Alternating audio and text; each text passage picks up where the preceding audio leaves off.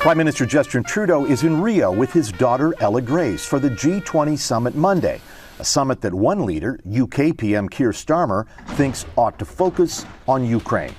And in Trudeau, Starmer will likely find a willing ally. I expect that Prime Minister Trudeau will not hesitate to take the opportunity to advocate for Ukraine, particularly given the U.S. election result. I think it's actually a very dangerous time for Ukraine. German Chancellor Olaf Scholz phoned Russian President Vladimir Putin Friday.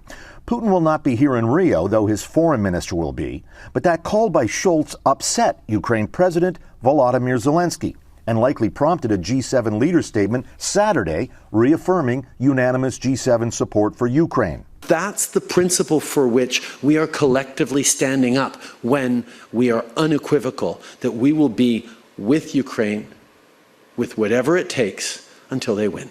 Canada will host the G7 summit next year in Alberta, and as host, Trudeau can shape the agenda. So I think a key issue with the G20 is that it's an opportunity for Canada to canvass some views and to prepare better for the G7. We have the unique opportunity to lead the G7 discussions in 2025.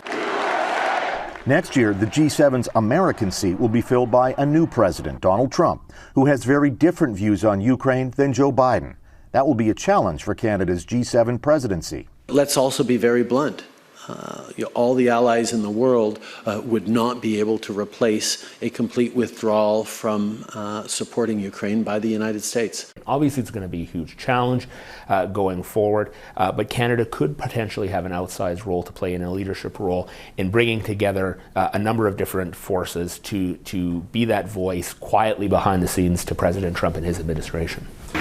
But Trudeau also wants to use Canada's G7 presidency to advance global climate action, and he spoke about that in Rio Sunday. People have understood that the challenges of climate change also come with opportunities for new solutions, for investment, for innovation that are really, really exciting. But experts say Canada has this problem when it comes to international summits. It often fails to practice what it preaches. When it comes to climate change, Canada has consistently missed its emissions targets. And so far as Ukraine goes, well, Canada's allies, particularly the United States, note that Canada for years has been a laggard when it comes to defense spending.